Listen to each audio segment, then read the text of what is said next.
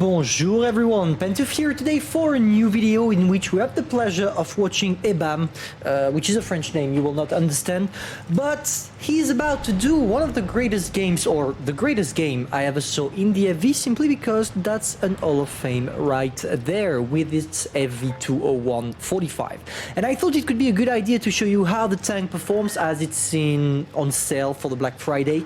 So it would be a good idea for you to see the strength and the weaknesses of this tank.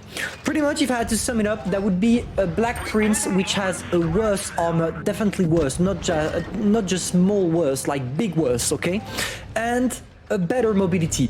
So in my opinion, let's say that the Black Prince in terms of playstyle is more newbie friendly than the FV. The FV requires more skill, but the two tanks have the exact same gun. And this gun is completely deadly because you reload in 3.2 seconds for 160 alpha damage. So you have one of the greatest Pew Pew gun that ever came out of World of Tank Blitz developer team, which makes it quite an enjoyable tank to play in my opinion, even if it's definitely not the best, simply over the fact that you will never get bored because you're literally shooting all the time. Look at this Sportif 43 here. When you manage to get yourself into an all-down position, you can just wreck your enemies. It doesn't really feel like it's a gun, it feels more like a machine gun based on its reload. And what I love about this player is that instead of going through, like being on the main line like it's the case for the Black Prince for example, here with this tank you're not here to do that. You are definitely not here to necessarily take shots. Of course he's top tier, so he could take one or two shots, but even if he doesn't take any, it's not really a problem. He's using his DPM, and the DPM is your main ally with this tank. Look at how easy it is for him, thanks to its accuracy and reload time, to perma-track that Jackson and completely wrecked him.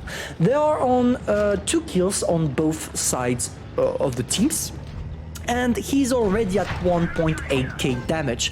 The IS just shot, he's gonna push through and completely destroy that guy. I don't know, because you don't have that much ammunition with that tank comparing if we compare it with, for example, the IS, simply because the IS has 12 seconds of reload instead of the FV that has around 3.2.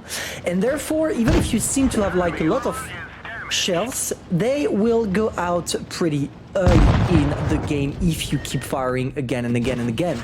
So here we go on the T29. I love the fact that he's not using gold shells. He would rather keep them instead of shooting at gold, but hey, at one point you have to use your gold shells. He managed to sneak 1 or 2 great shots on this T29, and now he has to take some advanced position. Out of all the tanks remaining in his team, he is with the T29, the 2 tanks that need to take some shots. And here we go against the 88. The 88 that doesn't seem to be bothered by him, simply because he's not trying to get too much shots. He switched to a PCR, which makes it way easier to penetrate the AT. I want to remind you that this tank got not an armor buff, but rather a gun buff. And now he only has to deal with the T29. You have the best DPM out of all the heavies at tier 7. And it allows you to just burst in, going straight. You are unstoppable. Of course, this tank is not performing as well when you are bottom tier, because bottom tier everybody will penetrate your turret, the upper part of your hull and the lower part of your hull. But here you are a king. He just destroyed all the guys he got in front of, and now he only has to find the AMX M449 to finish the game before they take the points. I hope he's gonna do it. That's why I don't like playing in Supremacy. I would rather die doing maximum damage or win doing maximum damage, but not win by the objective. I'm not that type of guy. I'm the damage type guy, you know?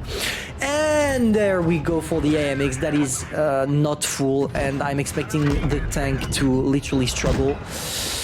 Got wrecked. It was not even a challenge for this game, but boy, 4.8k damage and 3 kills. Ace tanker.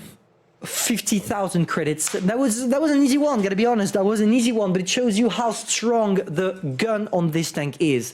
So if you want to buy it for the Black Friday, here is a proof that the tank can be good in certain situations, but don't be fooled. This tank is great when you're top tier, but it becomes horrific when it comes to tier 8. If you fall with tier 8, the Black Prince, that is a texture one, will do a much better job. This video is now over. If you enjoyed, feel free to subscribe, like, and share, and I'm gonna see you soon for a new video. Au revoir.